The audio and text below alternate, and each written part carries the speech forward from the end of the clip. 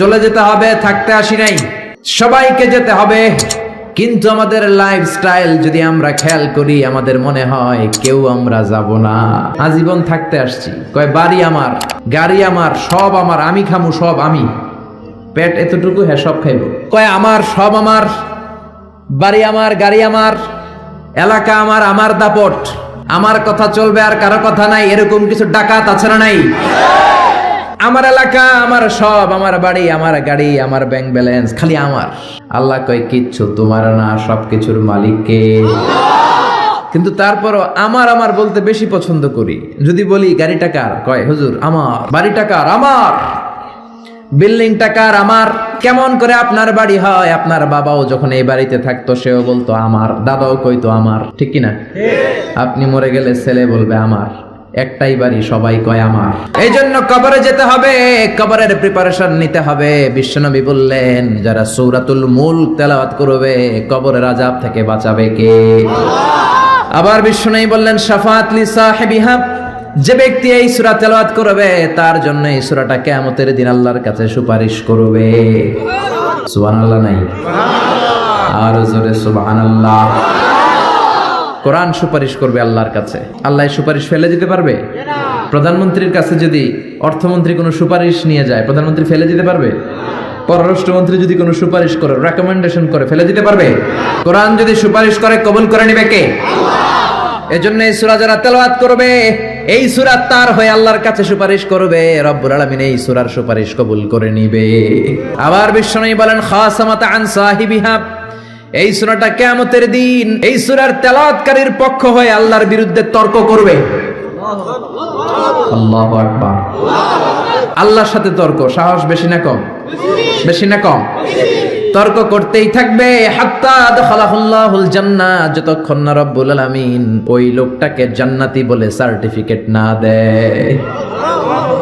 পড়তে রাজি আছেন সূরাতুল মুলক? এজন্য বিশ্বনবী বলতেন, মান ক্বারা বিহা ফি লাইলা, রাতে যে সূরাটা তেলাওয়াত করবে তার আমলনামার মধ্যে সওয়াব দিয়ে পূর্ণ করবে কে? এজন্য বিশ্বনবী দরদ মাখা কণ্ঠে বলেছেন, আমি চাই আমার প্রতিটা উম্মতের হৃদয়ে এই সূরাতুল মুলকটা গাঁথা থাক। আমি চাই এই সূরাটা আমার প্রতিটা উম্মতের কলিজায় লিপিবদ্ধ থাক।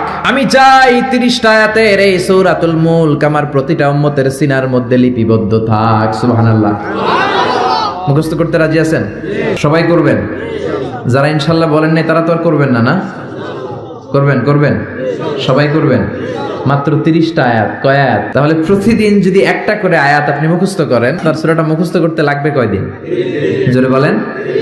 এটা আপনাদের বাড়ির কাজ। কোরআন পড়া হয় না। আগামী 1 মাসে এই শামুকসারের প্রত্যেকের হৃদয়ের ভিতরে এই সূরাতুল মুলক থাকার দরকার আছে না নাই? রাজি আছেন? রাজি আছেন? চিৎকার করে পড়েন ইনশাআল্লাহ। এই সূরাটার মধ্যে নাস্তিকদের জন্য কিছু ডোজ আছে, ডোজ। নাস্তিকদের জন্য কিছু ডোজ দিয়েছে কে? মেডিসিন দিয়েছে কে? আমরা আল্লাহরে বিশ্বাস করি, আমরা আস্তিক। যারা করে না তারা কি? আমরা আস্তিক হতে চাই না, নাস্তিক। নাস্তিকরা বলে আমরা স্রষ্টা মানি না, কারণ স্রষ্টা দেখি না।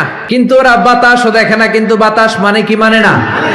কারো মাথায় যদি ব্যথা হয় দেখে না, কিন্তু মানে কি মানে না? Bad headache, someone feel bad headache in his head. So why do you believe on that? কেন মাথা ব্যথা মানো? Do you see the air in the atmosphere? বাতাসে যে বায়ুমণ্ডলে যে বাতাস, এটাকে আমরা দেখতে পাই। তো নাস্তিক ভাইরা, তোমরা বাতাসে বিশ্বাস করো কেন? কপাল পোড়া। ওরা নিজেরাই নিজেদেরকে দেখে না, আল্লাহর দেখবে কেমন করে? আপনি কি আপনার চোখ দেখেন আয়নার সাহায্য ছাড়া? কথা বলেন। পিঠ দেখেন আয়নার সাহায্য ছাড়া? আরে আয়না থাকলেও তো পিঠ দেখতে গেলে ঘাড় ভেঙে যাবে। কথা বলেন। এই জন্য নাস্তিকদের জন্য ডোজ দেয়া হয়েছে। নাস্তিকরা বলে আনসিন ইজ নাথিং, যেটা দেখি না মানি না। আল্লাহ বলে আমার সৃষ্টির দিকে তাকা, আমার সাগরের দিকে তাকা, আমার ঝর্ণার দিকে তাকা। আমার সৃষ্টি নৈপুণ্যের ভিতরে আমি আল্লাহ আছি না নাই? ঝর্ণা ঝর্ণা ঝর্ণা রে, বলনা বলনা বলনা রে, কার বিরহে পাগল পাড়া তুই, কার মিলনে ফুল ফসলে ভরা রে তোর দুকুল ভুই, কার মিলনে ফুল ফসলে ভরা রে তোর দুকুল ভুই। ঝর্ণা ঝর্ণা ঝর্ণা রে, বলনা বলনা বলনা রে, কার বিরহে পাগল পাড়া তুই। আল্লাহু আকবার। সিলেটের মাধবকুণ্ডে যান, আমি মাহফিল করতে গেলে এটা ঘুরে দেখে আসি। 250 ফিট উপর থেকে জলপ্রপাত, দিন নাই রাত নাই, ঝড়ো ঝড়ো কলো কলো টানে ঝর্ণা ঝরে। এই ঝর্ণার তৈরিকারী কে? সাগরের প্রচন্ড উত্তাল ঢেউ। কক্সবাজারে যাবেন 155 kilometre, the longest sea beach ever in the world. পৃথিবীর সবচাইতে বড় সমুদ্র সৈকত বাংলাদেশে দিয়েছে কে? আলহামদুলিল্লাহ কইবেন না? আমরা যদি আমাদের ট্যুরিজম সেক্টরকে একটু স্ট্রং করতে পারতাম, আমাদের সিকিউরিটি যদি ভালো থাকতো, আমাদের নৈতিকতা যদি ভালো থাকতো, গোটা বিশ্বে র্যাঙ্কিং এ ট্যুরিজমে 1 নম্বরে চলে যেত আমার বাংলাদেশ, যেরকম ঠিক কিনা? কিন্তু নেতা খাতারা কিচ্ছু করে না, দেশকে আগাতে চায় না, আগায় নেয় নিজের পেট শুধু আগায়। দরজা খোলার জন্য ধাক্কা দেয়া লাগে না, পেটের ধাক্কায় দরজা খুললা যায়। সবাই আবার এক পাল্লায় মাইপেন না। আপনাদের রেলমন্ত্রী অনেক ভালো মানুষ, এই যে এখনো তো মাহফিল করতে দিচ্ছে উনি, অনেক জায়গায় আমাদের মাহফিল বন্ধ করে, উনি তো অনুমতি দিয়েছে, ঠিক কিনা? ঠিক কিনা? এই জন্য যারা কোরআনের পক্ষে তাদের জন্য আমাদের দোয়া আছে না নাই? আর যারা বিপক্ষে তাদের জন্য বাঁশ আছে না নাই? কি দিবেন? দিবেন? আমাদের তো কিছু নাই দেয়ার, কি দিব? বাঁশ দিয়ে দেবে, এতটুকু কেটে কেটে হাতে দিয়ে দিবে, ঠিক কিনা? ঠিক কিনা? ঠিক কিনা? এজন্য কবরে আমাদেরকে যেতে হবে, স্রষ্টায় আমাদেরকে বিশ্বাস করতে হবে। যারা আল্লাহরে বিশ্বাস করে না তারা হলো নাস্তিক। জোরে বলেন ঠিক কিনা? এই ট্যুরিজম যদি আমরা আগায় নিতে পারতাম, আমাদের রাজস্ব আয়ের লায়ন পার্ট, সিংহভাগ আমাদের পর্যটন শিল্প থেকেই আসতো। চিল্লা এখন ঠিক কিনা? এজন্য আল্লাহ বলে সাগরের দিকে তাকা, কক্সবাজারের দিকে তাকা, বঙ্গোপসাগরের দিকে তাকা। সাগরের দিকে তাকালে বুঝতে পারবি সাগরের একজন মালিক আছে না নাই? কুফা নগরীতে এক নাস্তিক ছিল, কয় আমি মানি না, কাউরে মানি না, কাউরে মানি না, আমি স্রষ্টা মানি না। কেন মানো না? কয় দেখি না, মানি না। কুফার লোকেরা বলল আমাদের একজন ইমাম আছে, নাম নু'মান। কি নাম? নু'মান ইবনে সাবিত। উনি যদি তোমার সাথে তর্ক করে উনি তোমারে মানায় দিতে পারবে। সুবহানাল্লাহ। সে কয় পৃথিবীর কেউ আমারে বুঝাতে পারবে না, আমি মানি না।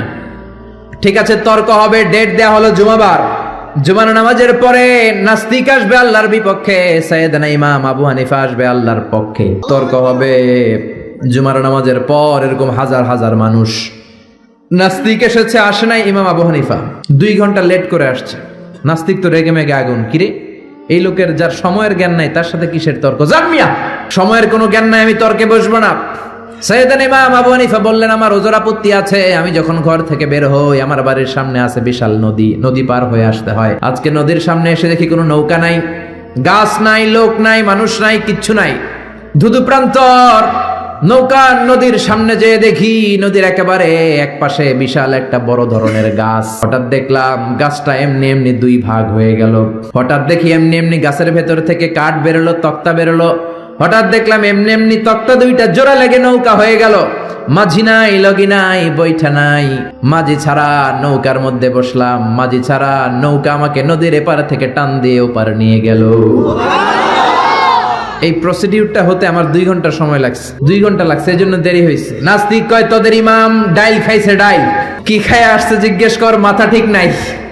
এমনি এমনি গাছ কাটে নাকি? এমনি এমনি তক্তা জোড়া লাগে নাকি? করাত ছাড়া গাছ কাটা যায় নাকি? মিস্ত্রি ছাড়া নৌকা হয় নাকি? মাঝি ছাড়া নৌকা চলে নাকি? এমনি এমনি কিচ্ছু হয় নাকি? ইমাম আবু হানিফা বললেন এই তো আপনি লাইনে আসছেন, এমনি এমনি কিচ্ছু হয় না। তাহলে আকাশ কেমন করে এমনি এমনি হলো? বিশাল সাহারা মরুভূমি কেমন করে এমনি এমনি হলো? বিশাল তুর পাহাড় কেমন করে এমনি এমনি হলো? বায়ুমণ্ডল, নবমণ্ডল, ভূমণ্ডল, মহাবিশ্বে বসুন্ধরা কেমন করে এমনি এমনি হলো? সুবহানাল্লাহ। নাস্তিক ভেজালে ঝামেলার মধ্যে পড়ে গেছে। হায় হায়, এরকম করে তো ভেবে দেখি নাই। আসলেই তো তার চিন্তার জগতে আন্দোলন শুরু হয়েছে। তার ঘুমন্ত বিবেককে তিনি জাগিয়ে দিয়েছেন। ইমাম আবু হানিফার কথা শুনে নাস্তিকের মুখ দিয়ে কোনো কথা নাই, মনে মনে কয় আসলেই তো আমি একটা উল্লুকা পাঠা। সাইয়েদনা ইমাম আবু হানিফাকে বললেন আমাকে মাফ করে দেন, কোনদিন এমন করে ভাবি নাই। আসলেই তো এমনি এমনি আকাশ হয় না, এমনি এমনি বাতাস হয় না, এগুলোর একজন স্রষ্টা থাকার দরকার আছে না নাই? নাস্তিক বলে ও নু'মান ইবনে সাবিত, আর দেরি করার দরকার নাই, আমাকে আপনি পড়িয়ে দেন লা ইলাহা ইল্লাল্লাহু মুহাম্মাদুর রাসূলুল্লাহ সাল্লাল্লাহু।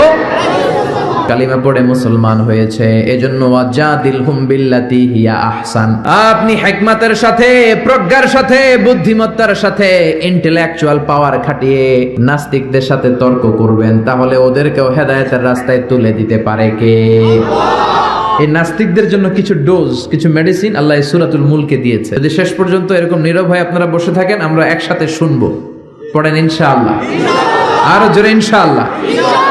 সূরাতুল মুলক মাক্কি সূরা, আয়াত মাত্র 30টা, 29তম পারার প্রথম সূরা, রুকু আছে 2টা। কয়টা? 2টা। মুলক মানে হচ্ছে ক্ষমতা, মুলক মানে পাওয়ার, মুলক মানে কিংডম, মুলক মানে অথরিটি, মুলক মানে সভরেইনটি। আল্লাহ শুরু করলেন তাবারাকাল্লাযী বিয়াদিহিল মুলকু ওয়া হুয়া আলা কুল্লি শাইইন কাদির। সুমহান সেই সত্তা যার হাতে ক্ষমতা, আর ওয়া হুয়া আলা কুল্লি শাইইন কাদির, তিনি সব কিছু করতে পারেন। তিনি কে? আল্লাহ। খেয়াল করে বুঝবেন, আল্লাহ বললেন বিয়াদিহিল মুলকু, তাবারাকাল্লাযী, সুমহান সেই আল্লাহ, বিয়াদিহিল মুলকু, তার হাতে ক্ষমতা। ক্ষমতা কার হাতে? আল্লাহ। জোরে কোন কার হাতে? নাকি আপনাদের হাতে? আপনারা তো কোন সব ক্ষমতার মালিক আমি খায়া ফেলামু, সব খায়া ফেলাইব, সব ক্ষমতার মালিক আমি, আমার দাপট। আল্লাহ কয় তোর কোনো দাপট নাই, দাপট কার?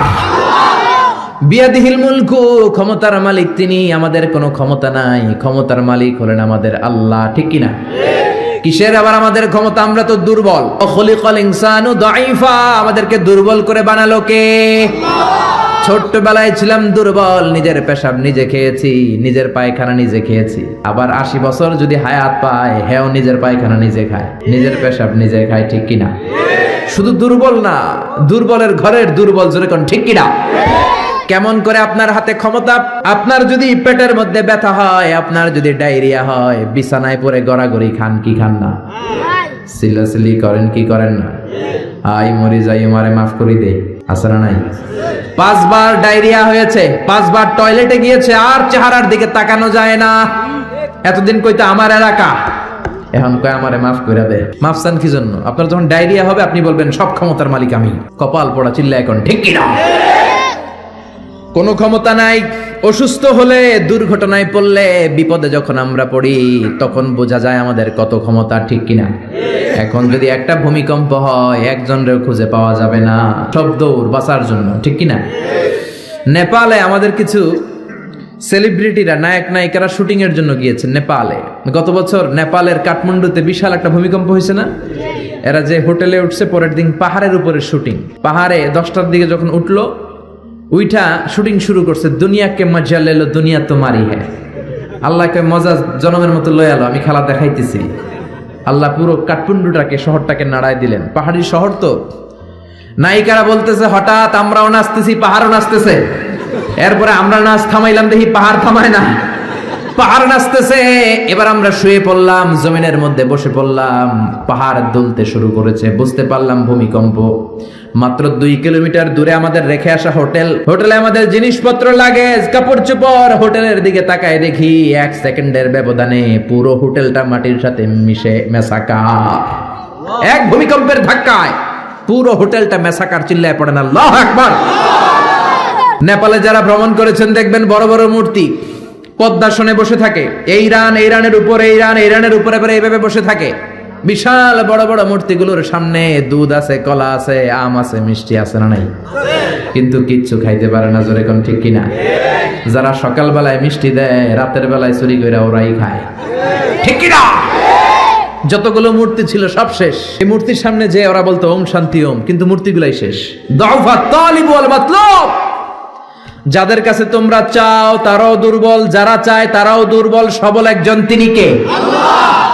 পুরো কাঠমান্ডু শহরটারে আল্লাহ নাস্তানাবুদ করে দিলেন। এক লোক রাস্তায় বসে কাঁদে, চিৎকার করে, সাথে 2টা বাচ্চা। সবাই তারে জিজ্ঞেস করে কাঁদেন কেন? প্রশ্ন করলেই খালি চোখের পানি ছাড়ে। সাংবাদিকরা, টেলিভিশনের লোকেরা এসে বলে আপনার কি হয়েছে, কাঁদেন কেন, কি নাম? কয় আমার নাম অমুক, আমি এই এলাকার সবচেয়ে প্রতাপশালী লোক ছিলাম। গতকালও আমার 2টা 5তলা বাড়ি ছিল, 2টা গাড়ি ছিল, 3টা শপিং মল ছিল, টাকার কোনো অভাব নাই। ভূমিকম্পের ধাক্কায় সব মাটির ভেতরে নিয়ে গেছে কে? আল্লাহ। গতকাল আমি প্রতাপশালী, আজকে আমি ফকিরের ঘরের ফকির, ঠিক কিনা? কিচ্ছু নাই। ছেলেগুলারে খাওয়াবো কি? ত্রাণের খাবার নেয়ার জন্য লাইন ধরেছি, প্রতাপশালী মানুষ, ধাক্কাধাক্কি করতে পারি? খাবারও জোটে না। গত 3 দিন আমার পেটের ভেতরে কোনো দানা পানি পড়ে নাই। কি খাওয়াবো ছেলেগুলারে? এরকম ভূমিকম্প দিয়ে বাংলাদেশটারও আল্লাহ শেষ করে দিতে পারে কি পারে না? এজন্য ক্ষমতার মালিক একজন, তিনি কে? আর কোনদিন বলবেন আমরা ক্ষমতার মালিক? পিছন থেকে কেউ যদি বলে হুজুর সাপ, প্যান্ডেলের ভেতরে কি সাপ, ভয় লাগে? আমি দুষ্টামি করে বলছি, তাতে অনেকে ভয় পেয়ে গেছে। আসলে যদি একটা সাপ ফস করে আসে, একটাও থাকবে না। মিছিল দিয়ে কয় কোরআন বাস্তবায়ন করে ফেলামো। সাপ ফস করলে কয় আমি নাই, আসরা নাই। আরে রিক্সার টায়ার পাংচার হলে লোকজন লাভ দিয়ে ওঠে। আমি কত লাভ দিছি। এই যে আমরা যে ঘুরি, রাতে অনেক সময় দুর্ঘটনা ঘটে, দেখি যে লরি ট্রাক গুলো পড়ে আছে, আবার ট্রাকের টায়ার পাংচার হয়ে যায়। আমি কত লাভ দিয়ে উঠছি। ড্রাইভারে জিজ্ঞেস করি আওয়াজ কিসের? কয় হুজুর টায়ার পাংচার হয়েছে। এক টায়ার পাংচারে আজারি লাভ দিয়ে ওঠে। সবার একই দশা, দুর্বল, কোনো ক্ষমতা নাই। ক্ষমতার মালিককে। আপনি যত ক্ষমতার অধিকারী হন, বিপদে পড়লে জিকির করতে হয় একজনের, তিনি কে? এজন্য আল্লাহ বললেন তাবারাকাল্লাযী বিয়াদিহিল মুলকু ওয়া হুয়া আলা কুল্লি শাইইন কাদির। সুমহান সেই সত্তা যার হাতে ক্ষমতা। ক্ষমতা কার হাতে? আমাদের ক্ষমতা নকল ক্ষমতা, আসল ক্ষমতার মালিক কে? আমরা প্রধানমন্ত্রী হলে, প্রেসিডেন্ট হলে কোন দেশে ক্ষমতায় বসি 5 বছরের মেয়াদে, কোন দেশে বসে 10 বছরের মেয়াদে। আল্লাহ ক্ষমতায় বসছে কয় বছরের মেয়াদে? 20 বছর, 50, 100, আজীবন মেয়াদ। সুবহানাল্লাহ কইবেন না? আল্লাহ বলেন হুয়াল আউয়ালু ওয়াল আখিরু ওয়াল যাহিরু ওয়াল বাতিন ওয়া হুয়া বিকুল্লি শাইইন আলিম। আমি প্রকাশ্য, আমি গোপন, আমি প্রথম, আমি শেষ। অনাদিকাল থেকে আমি আল্লাহ ক্ষমতার চেয়ারে বসা, অনন্তকাল পর্যন্ত থাকবো। তিনি কে? আমাদের মতন আর 5 বছরের মেয়াদ না, যে 5 বছর শেষ, আবার জরুরি অবস্থা, সেনা মোতায়েন, নির্বাচন, আবার আমার ভাই তোমার ভাই। আল্লাহর কি সিস্টেম? জোরে বলেন, জোরে বলেন। আমার আল্লাহর আজীবনের মেয়াদ, চিল্লা এখন ঠিক কিনা? আবার পৃথিবীর অনেক দেশের ডেমোক্রেটিক সিস্টেমে ক্ষমতায় আসতে হয়, মানে ভোটে জিতে আসা লাগে। আল্লাহ তো ভোটে জিতে আসছে নাকি? আল্লাহ ভোটে আসছে। আবার অনেক দেশের ডিক্টেটরশিপ, স্বৈরাচারী পদ্ধতিতে ক্ষমতায় বসে। আল্লাহ কি স্বৈরাচারী পদ্ধতিতে আসছে? আবার কোন দেশে মোনার্কি, রাজতন্ত্র, রাজার পোলা রাজা। আল্লাহর বাবা ছিল রাজা, এজন্য আল্লাহ রাজা। এজন্য আল্লাহ বলে খবরদার, কুল হুয়াল্লাহু আহাদ আল্লাহুস সামাদ লাম ইয়ালিদ ওয়া লাম ইউলাদ ওয়া লাম ইয়াকুল লাহু কুফুয়ান আহাদ। আমি জন্ম দেই নাই, কারো কাছ থেকে জন্ম নেই নাই, চিরকাল আমি ক্ষমতার চেয়ারে বসা। ঠিক কি না? এজন্য আল্লাহ বললেন তাবারাকাল্লাযী বিয়াদিহিল মুলকু ওয়া হুয়া আলা কুল্লি শাইইন কাদির। সুমহান সেই সত্তা যার হাতে ক্ষমতা। ক্ষমতা কার হাতে?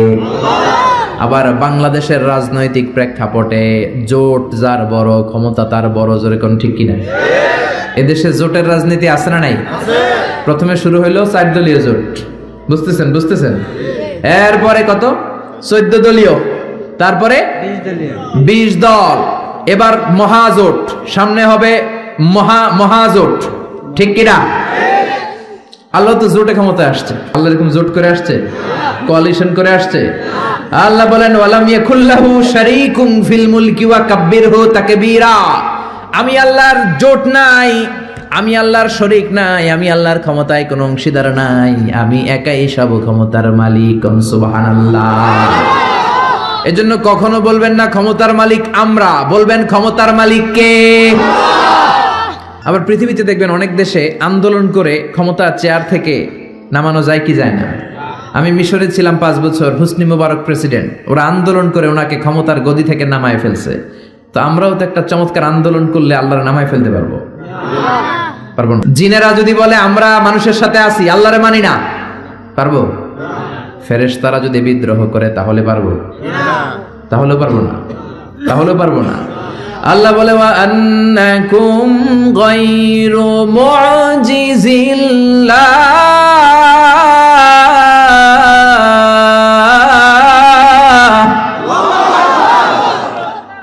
আন্নাকুম গায়রু মুজিজিল্লাহ, সব জিনেরা সব ফেরেশতারা সবাই মিলে যদি বিদ্রোহ করে আমার ক্ষমতার এক আনাও তোরা কমাতে পারবি না। এজন্য আল্লাহ বললেন তাবারাকাল্লাযী বিয়াদিহিল মুলকু ওয়া হুয়া আলা কুল্লি শাইইন কাদির। সুমহান সেই সত্তা যার হাতে ক্ষমতা, ক্ষমতা কার হাতে? আল্লাহ। আবার দেখবেন অনেক দেশে রাজার বয়স 80, অনেক দেশে রাজা আছে, রাজা সুলতান 80-90 থুরথুরে বুড়া, লাঠি নিয়ে হাঁটে, কয় আমি আর হাইতাম ন, অবসরে যাইউম, সেলফ রিটায়ারমেন্টে যাব, অবসরে যাব, স্বেচ্ছায় অবসরে গেলাম। এরকম নজির আছে না নাই? বয়সের ভারে নজ্জ হয়ে অবসরে চলে যায়। আল্লাহর তো অনেক বয়স হয়ে গেছে, এবার একটু অবসরে যাওয়া দরকার। আল্লাহ বৃদ্ধ হয়ে গেছে? আল্লাহর কোনো ক্লান্তি লাগে? আমার আল্লাহর ঘুম হয়? আমার আল্লাহর কোনো ভয় আছে? তার কোনো লয় আছে? আল্লাহর কোনো ক্ষয় আছে? আল্লাহ বললেন আমি অক্ষয়, অব্যয়, সদা জাগ্রত, সদা সজাগ। লা তাখুযুহু সিনাতুন ওয়ালা নাওম, আমার ঘুম নাই, তন্দ্রা নাই। ওয়ালা ইয়াউদুহু হিফযুহুমা ওয়া হুয়াল আলিয়্যুল আযীম। মহাবিশ্ব চালাতে যে ক্ষণিকের জন্য আমি আল্লাহর ক্লান্তি অনুভব হয় না, তিনি কে? আল্লাহ। সে আল্লাহ বললেন তাবারাকাল্লাযী বিয়াদিহিল মুলকু ওয়া হুয়া আলা কুল্লি শাইইন কাদির। সুমহান সেই সত্তা যার হাতে ক্ষমতা, ক্ষমতা কার হাতে? আল্লাহ। নাকি আপনাদের হাতে? নাকি প্রধানমন্ত্রীর হাতে? নাকি প্রেসিডেন্টের হাতে? প্রেসিডেন্টেরও ক্ষমতা নাই, উনি তো প্রাণ ভিক্ষা দেয়, ওনার তো অনেক ক্ষমতা। হ্যাঁ, আরে ওনারও প্রাণ ভিক্ষা দিতে পারে কে? এজন্য সব ক্ষমতার মালিক কে? আর কোনদিন বলবেন সকল ক্ষমতার উৎস জনগণ? সকল ক্ষমতার উৎস কে? আমরা বললাম আল্লাহ, বুঝলাম আপনি ক্ষমতার মালিক, আর কিসের মালিক বলেন? আল্লাহ বললেন আল্লাযী খালাকাল মাউতা ওয়াল হায়াতা লিয়াবলুয়াকুম আইয়ুকুম আহসানু আমালা ওয়া হুয়াল আজিজুল গফুর। আমি জীবনের মালিক, আমি মরণের মালিক। জীবন দেয় কে? আল্লাহ। মরণ দেয় কে? আল্লাহ। প্রাণ ভিক্ষা দেয় কে? আল্লাহ। নাকি রাষ্ট্রপতি? কইবেন না এগুলো, কইবেন? প্রাণ ভিক্ষা দিতে পারে কে? আল্লাহ। আবার আল্লাহ বললেন জীবন মরণের মাঝখানে তোমাদেরকে আমি রুহু দিলাম। এই রুহু কেউ দেখে নাই, রুহুকে ছুতে পারে নাই, ধরতে পারে নাই। রুহুর সাইজ কত, ওজন কদ্দুর, কালার কি জানেন আপনি? দেখছেন কেউ? রুহু দেখা যায় না। আমার দাদা মরে গেল, দাদি মরে গেল, আমরা পাশে বসা, উড়াল দিল রুহু। নানা মরে গেল, নানি মরে গেল, পাশে বসা, উড়াল দিল রুহু। কোন দিক দিয়ে বের হলো, কেমন করে বের হলো, সাইজ কতটুকু, ওজন কতটুকু দেখা যায়? আওয়াজ করে বলবেন দেখা যায়। আল্লাহ বলেন কিয়ামত পর্যন্ত রুহু নিয়ে গবেষণা করলেও তোরা খুঁজে পাবি না, কারণ তোদের জ্ঞান হলো লিমিটেড, সীমিত। আনলিমিটেড জ্ঞান একজনের, তিনি কে? আল্লাহ। এজন্য মক্কার কাফিররা বলল মুহাম্মদ রুহু কারে বলে, আমাদেরকে বলো। বিশ্বনবী বলতে পারে না, কারণ বিশ্বনবী মন গড়া বলে না। আল্লাহ যখন শিখিয়ে দেন, আল্লাহর শেখানো কথাগুলো বিশ্বনবী বলে। জোরে কোন ঠিক কিনা? বিশ্বনবী আকাশের দিকে তাকিয়ে আছে, সাইয়েদানা জিবরাইল কোরআনের আয়াত নিয়ে এসে বললেন ও নবী আপনি বলে দেন কুলির রূহু মিন আমরি রাব্বি ওয়া মা উতিতুম মিনাল ইলমি ইল্লা কালিলা। পড়েন আল্লাহু আকবার। রূহু হলো আল্লাহর আদেশ। জোরে বলেন কার আদেশ? এই রূহু ঢুকে কার আদেশে? বের হয় কার আদেশে? এই রূহু কেমন আমরা কি দেখতে পারবো নাকি? বানাতে পারবো নাকি? আমরা সুফিয়া বানাতে পারবো, আমরা রোবট বানাতে পারবো, কিন্তু রুহু বানাতে পারবো? সুফিয়া পাস নাই? আহা, আবার সৌদি আরব নাকি সিটিজেনশিপ দিছে, সব বাইরে থেকে কন্ট্রোল করে। কি হাস্যকর বিষয়! আরে আমাদের বুয়েটের ছাত্ররা এর চেয়ে ভালো রোবট বানাতে পারে। জোরে বলো ঠিক না? পুরো জাতির জন্য লজ্জা, চুয়েটের জন্য লজ্জা, রুয়েটে যারা পড়ো তোমাদের জন্য লজ্জা, বুয়েটের জন্য লজ্জা। বিদেশ থেকে রোবট আনার দরকার। আবার নতুন নিয়ম করছে ঢাকার অভিজাত এলাকায় রেস্টুরেন্ট গুলাতে ওয়েটার হবে রোবট। রোবট এসে খাবার দিবে, রোবট এসে পানি দিবে। আমগো দেশে মনে হয় মানুষের অভাব, কপাল পোড়া। যুবকদের এমনি চাকরি নাই, এমনি চাকরি নাই, বেকারত্বের অভিশাপে আমরা মরছি, ওইখানে ঢুকাইছে রোবট। যেরকম ঠিক কিনা? আবার রোবট বানিয়েছো ভালো, জরুরি কাজ করবা, কিন্তু চেহারা দিয়েছো কেন? কিয়ামতের দিন রোবট যারা বানিয়েছে, বিশেষ করে নাক দিয়েছে, মেয়েদের মতো ঠোঁট দিয়েছে, পার্লারিং করেছে, তাদেরকে কিয়ামতের দিন আসামির কাঠগড়ায় দাঁড় করাবে কে? আল্লাহ। যারা এটার পৃষ্ঠপোষকতা করেছে, আল্লাহর দরবারে মুআখাজা আছে না নাই? এজন্য খবরদার, এটা আরেক ধরনের শিরক। এখান থেকে কিছুদিন পরে শুরু হবে মূর্তি, চিল্লা এখন ঠিক কিনা? এজন্য আল্লাহ বললেন খবরদার, রূহের মালিক আমি। হাজার হাজার প্লেন বানাতে পারে, রোবট বানাতে পারে, সোফিয়া বানাতে পারে, কিন্তু রুহু বানাতে পারে নাকি? বলেন। বিশ্বনবী বললেন কুলির রূহু মিন আমরি রাব্বি, রুহু হলো আল্লাহর পক্ষ থেকে আদেশ, আল্লাহর আদেশে আসে, আল্লাহর আদেশে চলে যায়। কেউ এটা বের করতে পারবে না। আমেরিকার এক বিজ্ঞানী কয়, আই হারুন, আমি পারবো। কিন্তু বছরের পর বছর গবেষণা করেও রুহু পায় না, রুহু খুঁজে পায় না। রুহুকে আসলে পাওয়া যাবে? জোরে বলেন। আল্লাহ তো বলেই দিয়েছে তোমাদের জ্ঞান লিমিটেড, ওমা উতীতুম মিনাল ইলমি ইল্লা কালিলা, রুহুর মালিক আমি, খুঁজে পাবা না। সে কয় আমি পামু, রুহু আমি ধইরা ছাড়ু, রুহু আমি আবিষ্কার করে ছাড়বো, নোবেল প্রাইজ আমি পাবো, নোবেল লরেট। কিন্তু গবেষণা করে মরা মানুষের পাশে বৈশা থাকে সারা রাত, হঠাৎ মরা মানুষ মইরা বেচকি দেয়, কিন্তু রুহু খুঁজে পায় না। সুবহানাল্লাহ পড়েন। হঠাৎ করে মানুষ মরে যায়, কিন্তু রুহু আর সে পায় না। এবার সে আবিষ্কার করলো, এক কাজ করি, গ্লাস ফিটিং করে একটা রুম বানাই, ওই রুমের ভিতরে কিছু মুমূর্ষু রোগী ঢুকাই, তাহলে তো রুহু উড়াল দিতে পারবে না। গ্লাস ফিটিং করা, টেম্পার্ড গ্লাস, সীসা ঢালাই করা, ওটা দিয়ে কিছু বেরোতে পারে না, বুলেট প্রুফ গ্লাস। এবার আইসিইউ থেকে মুমূর্ষু রোগী আনা হলো। আইসিইউ চিনেন তো, যে ইন্টেনসিভ কেয়ার ইউনিটে অক্সিজেন দিয়ে রাখে। মেডিকেল টিমের প্রধান বলে, ইউনাইটেড স্টেটস অফ আমেরিকার মেডিকেলের প্রধান কয়েক গ্লাস ফিটিং করা রুমের ভিতরে ঢুকানোর পরে রোগীর পালস মাপ দেখে, পালস আছে মানে বেঁচে আছে। পালস চিনেন তো, ওই যে ধপ ধপ করে, জন্মের পর থেকে অলিন্দ নিলয় আছে না নাই, সিস্টোলিক ডায়াস্টোলিক আছে না নাই? এটা না থাকলে বাঁচবেন? কি হইবেন? ঠুস হবে না। রুহু ধরার জন্য গ্লাস ফিটিং করা রুমের ভিতরে মুমূর্ষু রোগী ঢুকানো হলো। চেক দ্য বিপি, বিপি মানে ব্লাড প্রেশার মাপো, ওকে। চেক হিজ ওয়েট, ওজন মাপো। ওজন স্কেলে শোয়ানোর পরে মুমূর্ষু রোগীটার ওজন দেখা গেল 80 কেজি। কয় কেজি? সবাই বলেন কয় কেজি? এবার মেডিকেল টিমের প্রধান বলে, গ্লাস বন্ধ কর, অক্সিজেনের মাস্ক খুলে নে। সবাই বলল অক্সিজেন খুলে ফেললে মরে যাবে। মেডিকেল টিমের প্রধান কয়, মরুক, না মরলে রুহু পামু কেমনে? আমার রুহু লাগবে। কি লাগবে? সবাই বলেন। মাস্ক খোলা হলো, ছটফট করতে করতে লোকটা মরে যায়। এবার লাশ বের করা হলো। বের করার পরে বিপি চেক করে, মানে ব্লাড প্রেশার। মরার পরে আর থাকে? ধাক্কাটা থাকে, কিন্তু ওজন থাকে কি থাকে না? টিমের প্রধান বলল, ওজন চেক কর। ওজন স্কেলে শোয়ানো হলো। মরার আগে ওজন ছিল কয় কেজি? এখন ওজন দেয়া দেখে হয়ে গেছে 78 কেজি। কয় কেজি? কমছে কয় কেজি? টিমের প্রধান কয়, পাইছি। কি পাইছেন? কয় ওইডা। কয় কোনডা? কয় রুহু। কেমনে পাইলেন?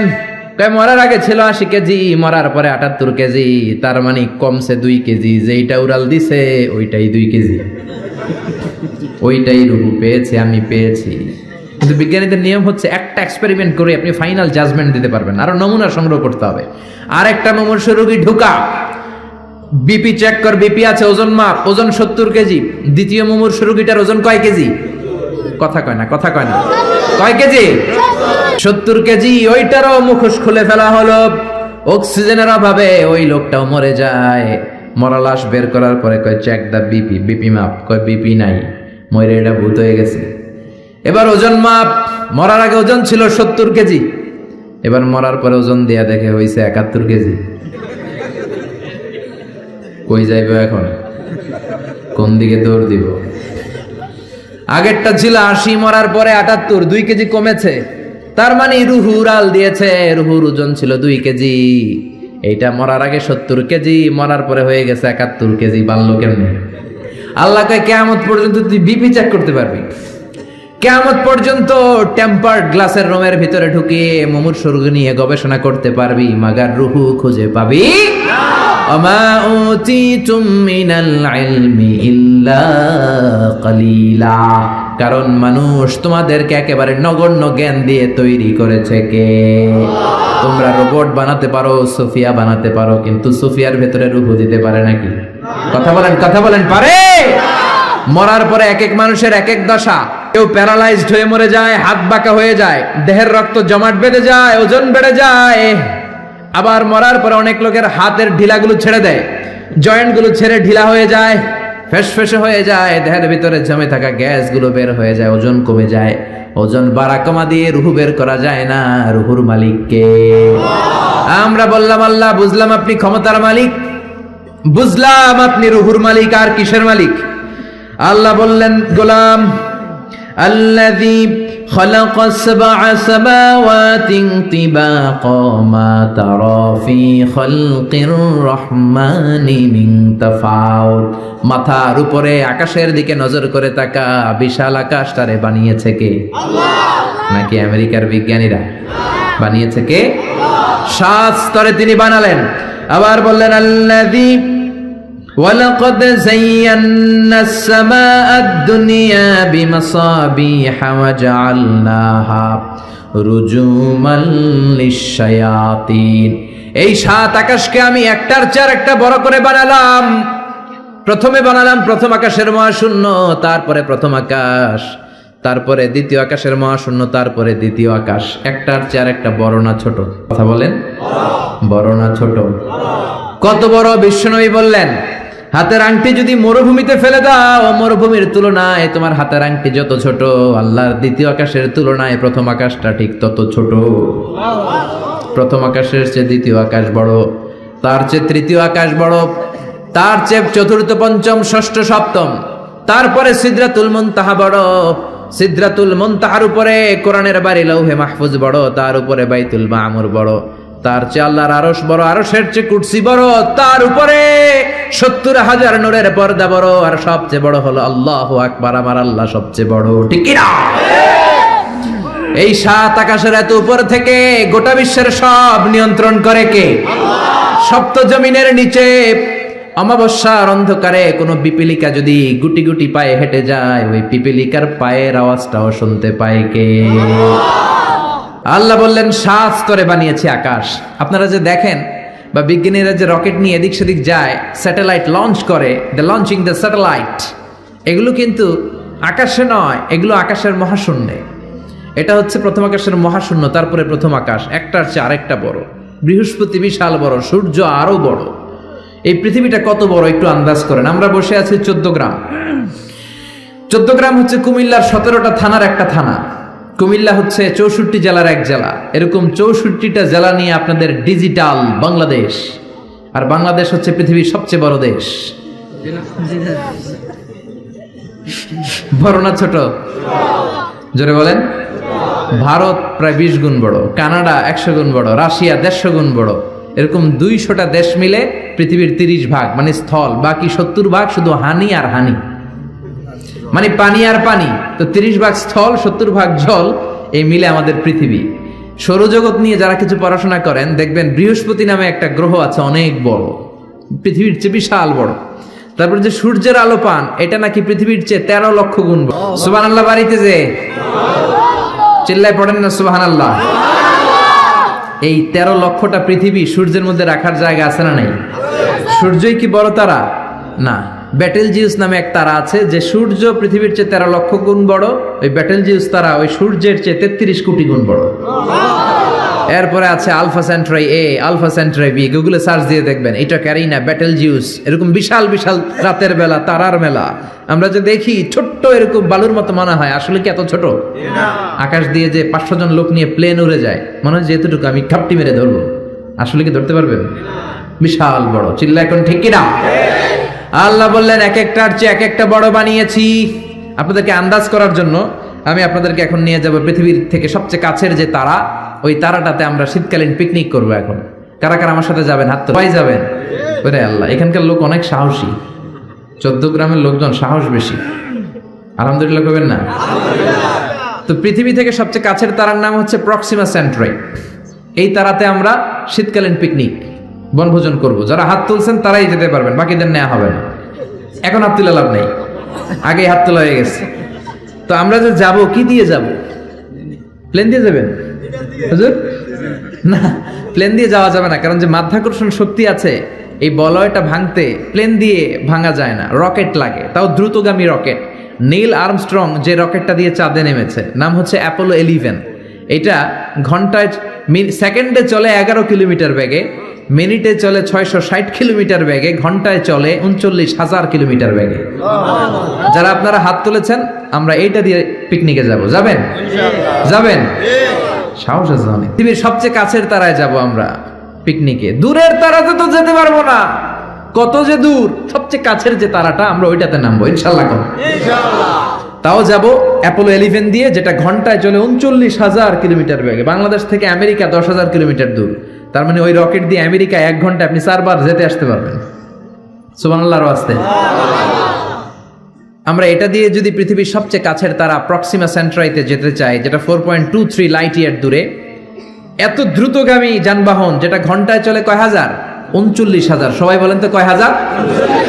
39,000 কিলোমিটার বেগে চলে। এইটা দিয়ে যদি পৃথিবীর সবচেয়ে কাছের তারায় আমরা যেতে চাই পিকনিকে, আমাদের ওইখানে যেতে 1,15,000 বছর লেগে যাবে। সুবহানাল্লাহ কইতে পারলেন না মজা করে? আল্লাহু আকবার। এটা হলো সবচেয়ে কাছের তারায় যদি পিকনিক করি। পৃথিবীতে আবিষ্কৃত সবচাইতে দ্রুতগামী রকেট দিয়ে যদি আমরা পিকনিকে যাই, 1,15,000 বছর লেগে যাবে। আহা, আল্লাহ যদি বলে যাও আজহারি, তুমি যখন পিকনিকে যাই ভাই, তোমাকে সহ যারা হাত তুলছে সবার আমি হায়াত 1,15,000 বছর বাড়াই দিলাম। আমরা যাইতে শুরু করব, যারা হাত তুলে নাই এরা মইরা ভূত হয়ে যাবে সব। এদের নাতি নাতকর সব মরে যাবে, আমাদের আত্মীয় স্বজন সব মরে যাবে, আমাদের জেনারেশনের পরে জেনারেশন মরবে, এরকম 6,000 প্রজন্ম মরে যাবে। তারপরে ওখানে যে নামার সময় আমাদের হবে। সুবহানাল্লাহ কইলেন না? এজন্য আল্লাহ বললেন, ওয়ালাকাদ যায়্যানাস সামাআদ দুনিয়া বিমাসাবিহা ওয়া জাআলনাহা রুজুমান লিশ-শায়াতিন। ও গোলাম, চোখটা মেলে আকাশের দিকে তাকা, বিশাল বিশাল তারাগুলোকে তৈরি করেছে কে? বিশাল তারা দিয়ে আল্লাহ গোটা প্রথম আকাশের মহাশূন্যটাকে সুসজ্জিত করেছেন। জোরে বলেন ঠিক কিনা? বিশাল আকাশ। এরপর আল্লাহ বললেন, ওয়াসিররু কাওলাকুম আও ইজহারু বিহি ইন্নাহু আলিমুম বিযাতিস সুদূর। তোমরা গোপনে বলো কিংবা প্রকাশ্যে বলো, কেউ দেখে না দেখে কে? কেউ যেটা শোনে না শোনে কে? কেউ যেটা বোঝে না বোঝে কে? কেউ যেটা পারে না পারে কে? পুলিশের চোখকে ফাঁকি দেয়া যায় কি যায় না? র্যাবের প্রধানের চোখ ফাঁকি দেয়া যায় কি যায় না? বিমানবন্দরের কাস্টমস অফিসারের চোখ ফাঁকি দেয়া যায় কি যায় না? ম্যাজিস্ট্রেটের চোখ পরীক্ষার হলে ম্যাজিস্ট্রেট যারা ঘোরাফেরা করে নকল ধরার জন্য, এদের চোখও ফাঁকি দেয়া যায় কি যায় না? আমার আল্লাহর চোখ ফাঁকি দেয়া যায় নাকি? রাত্রিবেলা দরজা বন্ধ করে জানলা লাগিয়ে লাইট বন্ধ করে পাপ করলেন, কেউ দেখে নাই, দেখেছে কে? এজন্য আল্লাহ বললেন, লা তুদরিকুহুল আবসার ওয়া হুয়া ইউদরিকুল আবসার ওয়া হুয়াল লাতীফুল খাবীর। আল্লাহু আকবার। আল্লাহর চোখকে ফাঁকি দেয়া যাবে না। সে আল্লাহ বললেন, গোলাম হুয়াল্লাযী জাআলা লাকুমুল আরদা যালুলান ফামশু ফি মানাকিবিহা ওয়া কুলু মির রিজকি ওয়া ইলাইহিন নুশুর। তিনি হলেন এমন আল্লাহ যিনি তোমাদের জন্য জমিনটাকে সমান বানিয়েছেন। সুবহানাল্লাহ। জমিন কি সমতল নাকি উঁচা নিচা? কথা বলেন। এই যে প্যান্ডেলটা যদি উঁচা নিচা হইতো, এখানে উঁচু এখানে নিচু, উঁচু নিচু বসতে পারতেন? উল্টায় পড়তেন, একজন আরেকজনের উপর চিত হয়ে পড়তেন, ঠিক কিনা? বিমান থেকে যদি আপনি তাকান, দেখবেন পৃথিবীতে কেমন করে আল্লাহ ফ্ল্যাট বানিয়েছেন। আপনি বাংলাদেশের এক এয়ারপোর্ট থেকে যদি আরেক এয়ারপোর্টে যান, কক্সবাজার যদি যান, রাজশাহীতে যান, দেখবেন সবুজ কার্পেটিং করা।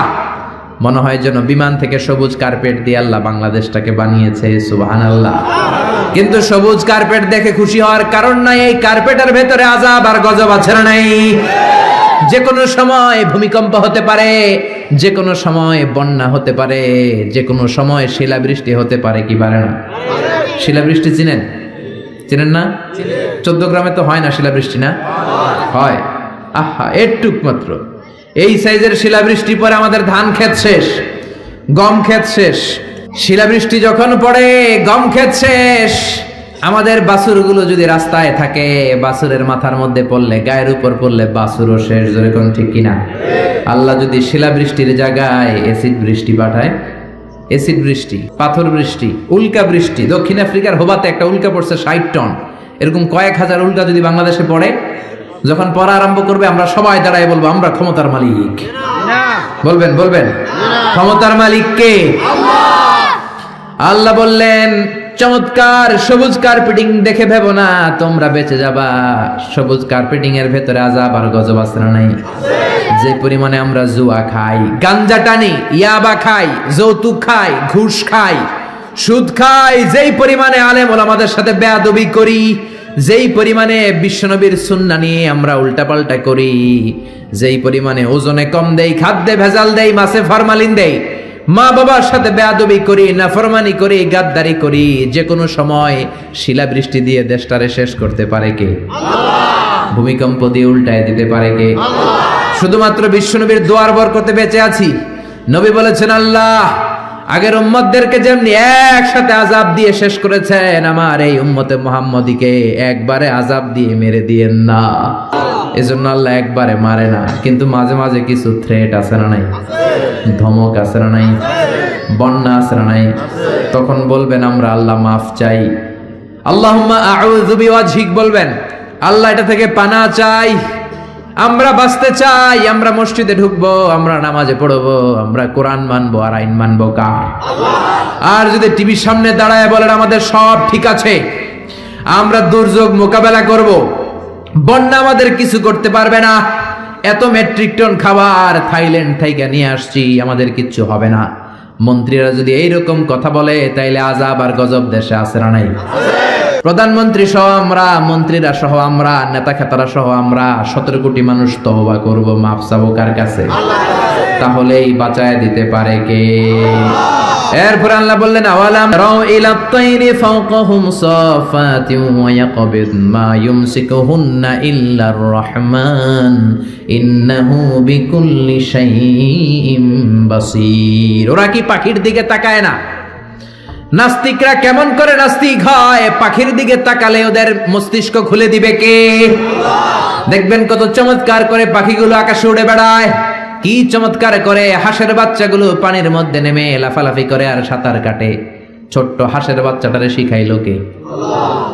তারপরে ছোট্ট বাছুর দেখবেন জন্মের পরে দাঁড়াতে শেখানোর পরে মায়ের ওলানের মধ্যে ছোট্ট বাছুরটা ডু মারে কি মারে না? ওরে কে শিখাইলো যে এখানে ডু মারলেই তোর রিজিক বেরোবে, তোর খাবার এখান দিয়ে বেরোবে? তিনি কে? সে আল্লাহ বললেন নাস্তিকগুলা কি পাখির দিকে তাকায় না? পাখির দিকে তাকালে তো মানুষ অবাক হয়ে যাবে। পাখিগুলো কেমন করে ডানা মেলে রাখে, সাফাতি ওয়া ইয়াকবিদনা, আবার ডানা ঝাপটায়, আবার জমিনে নেমে আসে। পাখির কথা কোরআনে আছে না নাই? আছে। আব্রাহার হস্তি বাহিনীকে পাখি দিয়ে মক্কার ওয়াদি মুহাসসারে নাস্তানাবুদ করেছে কে? আল্লাহ। আবার কাবা ভাঙতে এলে পাঠাও আবাবিল, দাও খোদা দাও আমায় আবার উমর দরজ দিল। সুবহানাল্লাহ পড়ে।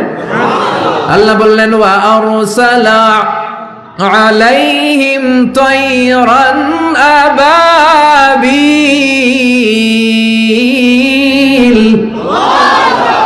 লোহিত সাগরের উপর থেকে ঝাঁকে ঝাঁকে আবাবিল পাখি পাঠিয়ে আব্রাহার বাহিনীকে ধ্বংস করে দিল কে? আল্লাহ। ওই আল্লাহ আজও আছে না নাই? নাকি ক্ষমতা আগের চেয়ে কমে আসছে? আগের চেয়ে একটু দুর্বল হয়ে গেছে? আল্লাহ বললেন আমি সাইজ করে দিলাম আব্রাহার বাহিনীকে। আবার সুলাইমান নবীকে স্পেশাল একটা পাখি দিলাম, সুলাইমান নবীর সিংহাসন উড়ে পাখিটা উড়ে। সুবহানাল্লাহ। কি নাম ওই পাখির? কি নাম? মাশাআল্লাহ, এই দেশের মানুষদের ইসলামের সাধারণ জ্ঞান অনেক বেশি। ওয়াজ মাহফিল যে কত বড় ইউনিভার্সিটি আপনি কল্পনাও করতে পারবেন না। পৃথিবীর কোনো দেশে এগুলা নাই। এই তাফসীর মাহফিল কোথাও নাই, পৃথিবীর কোথাও নাই। আমি তো অনেকগুলো দেশ ঘোরার সুযোগ হয়েছে, নাই। আর যেগুলো ঘুরি নাই, অনেক বন্ধু বান্ধব আছে, তাদের কাছ থেকে শুনি, কোথাও নাই। ওখানে কনফারেন্স হয়, QA session, questioning answering session হয়, আলোচক দাঁড়ায়, প্রশ্ন করে, উত্তর হয়, শেষ। কিন্তু শীতের মাঠে এরকম তাফসীরুল কোরআন পৃথিবীর কোথাও হয় না। শীতের মাঠে মুফাসসিরে কোরআনের হাতে হাত রেখে কালিমা পড়ে মুসলমান হয়, এরকম বিশ্বে কোথাও হয় না। যেরকম ঠিক কিনা? এই জন্য তাফসীর মাহফিলগুলোকে আমাদেরকে ক্লাসের মতো মনে করতে হবে। এখান থেকে যা ইনফরমেশন মেসেজগুলো নিয়ে যাব, সারা বছর আমল করার দরকার আছে না নাই? আল্লাহ হুদহুদ পাখি দিলেন। এই পাখির চোখের পাওয়ার ছিল, জুমিং পাওয়ার ছিল বেশি। এই পাখির কাজ ছিল উপরে দাঁড়িয়ে জমিনের কত ফিট নিচে মিষ্টি পানি পাওয়া যায় সুলাইমান নবীকে রিপোর্ট করে দিতেন। তাকাতেন, নজর করে রিপোর্ট, যেরকম সুবহানাল্লাহ। আবার জান্নাতে যারা ঢুকবে তাদেরকে পাখির ভুনাগোশত খাওয়াবে কে? ওয়ালাহামি তাইরিম মিম্মা ইয়াশতাহুন। যারা জান্নাতে ঢুকবে ফেরেশতারা, হুর গেলমানরা ট্রের মধ্যে পাখির গোশত নিয়ে দাঁড়িয়ে থাকবে। কোন সুবহানাল্লাহ।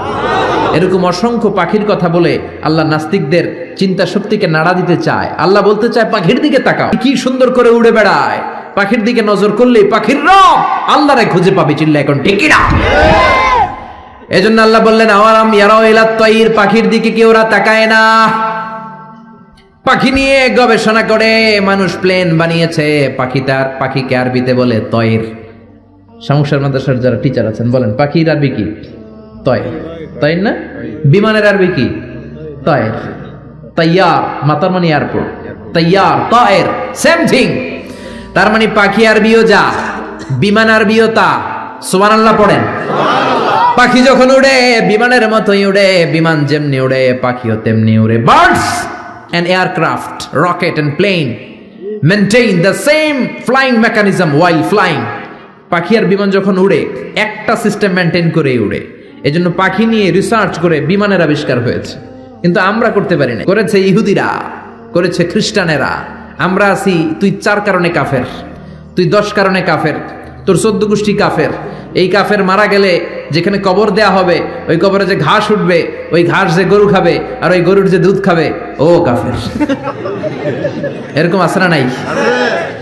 আমরা কথায় কথায় বলি জাহান্নামী, কথায় কথায় বলি কাফের। বিশ্বনবী বললেন খবরদার, কাউকে যদি তুমি কাফের বলো তোমারে কাফের বানায়া দিবে কে? আমরা আছি ফতুয়া দেয়া নিয়ে ব্যস্ত। কোনো আবিষ্কার আমাদের হাতে নাই, সব বিজাতিদের হাতে। উইলভার রাইট অরভিল রাইট, 2 ভাই এই প্লেন বানিয়েছে। অনেক দিনের সাধনা ওদের। পাখি আকাশে উড়ে, আমরা উঠতে পারি না। এই কিউরিসিটি থেকে আপনার পৃথিবীর সব আবিষ্কার, যত ডেভেলপমেন্ট, যত উন্নতি, সব মানুষের কিউরিসিটি। আপনার মধ্যে যদি উৎসাহ না থাকে, আপনার মধ্যে যদি প্রশ্ন না থাকে, কৌতূহল না থাকে, আপনি কোনো উন্নতি জীবনে করতে পারবেন না। যেরকম ঠিক কিনা? ওরা শুধু গবেষণা করে, চিন্তা করে। পাখি উড়ে, আমরা উঠতে পারি না কেন? এখন আমরা পাখির চাইতে আরো জোরে উড়ি প্লেনে। যেরকম ঠিক কিনা? পাখিরে আমরা হারাই দিছি।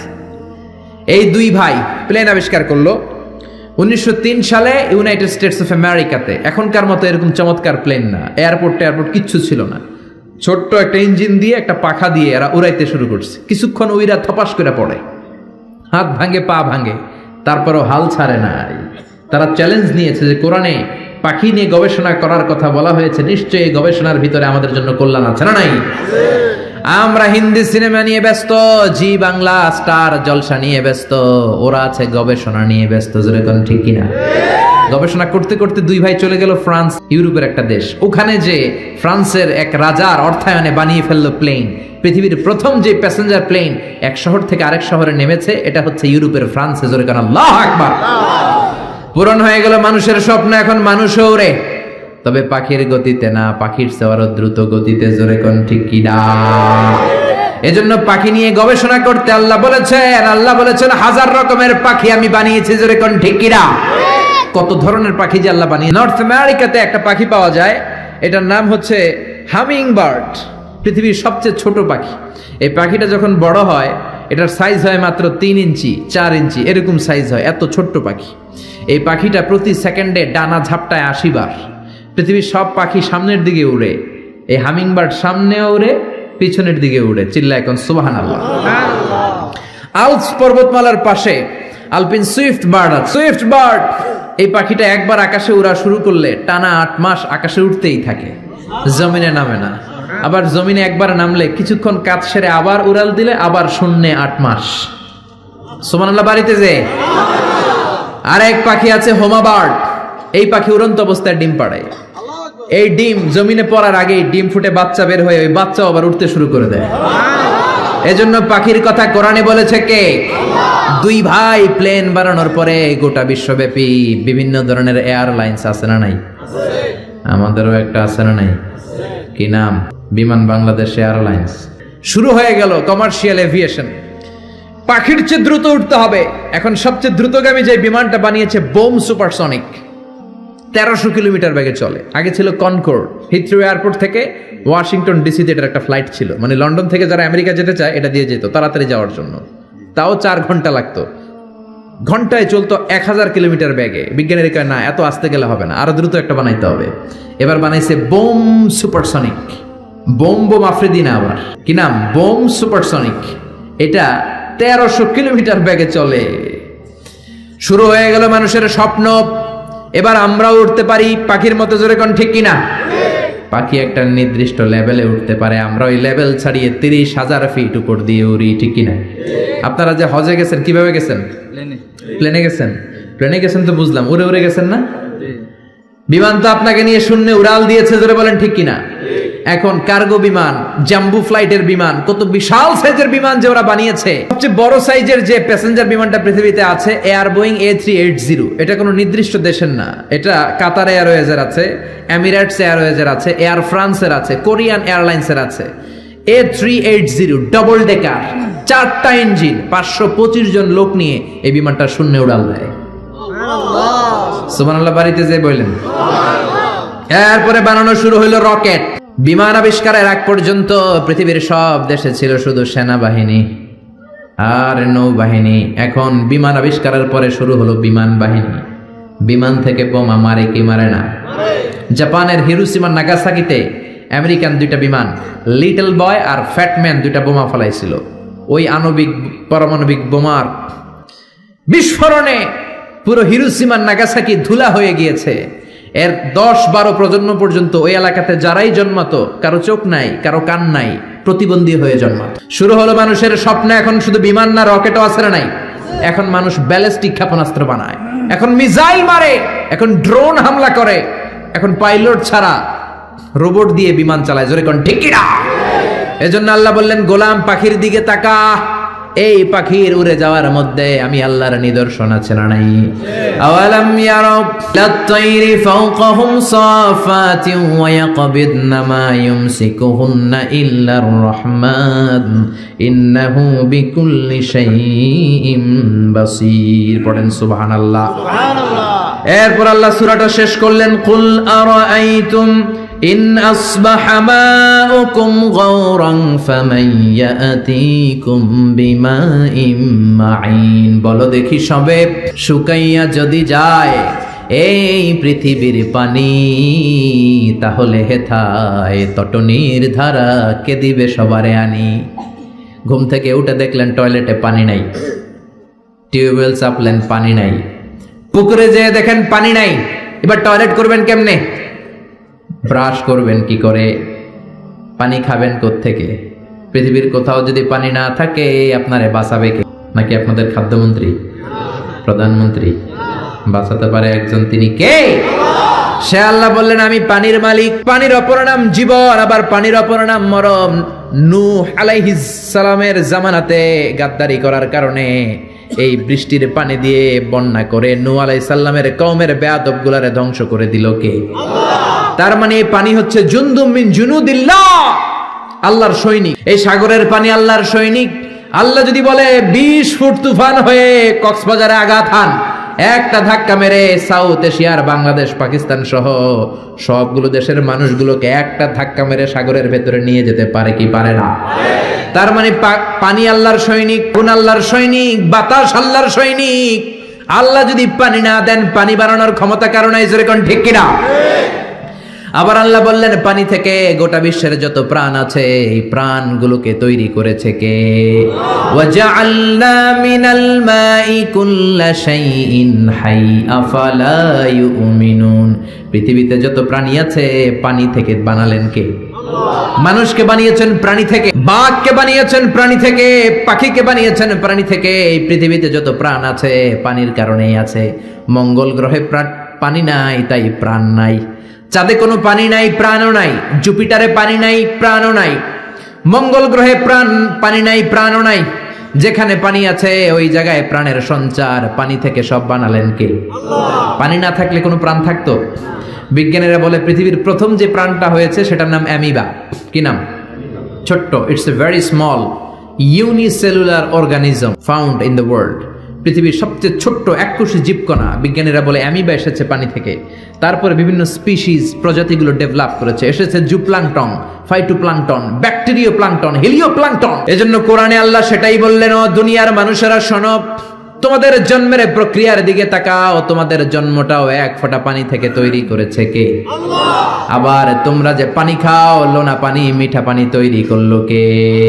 মারাজাল বাহরাইনি ইয়ালতাকিয়ানি বাইনাহুমা বারযাখুল লা ইয়াবগিয়ান বিআইয়ি আলাই রাব্বিকুমা তুকাযযিবান। এজন্য পানি দেয় কে?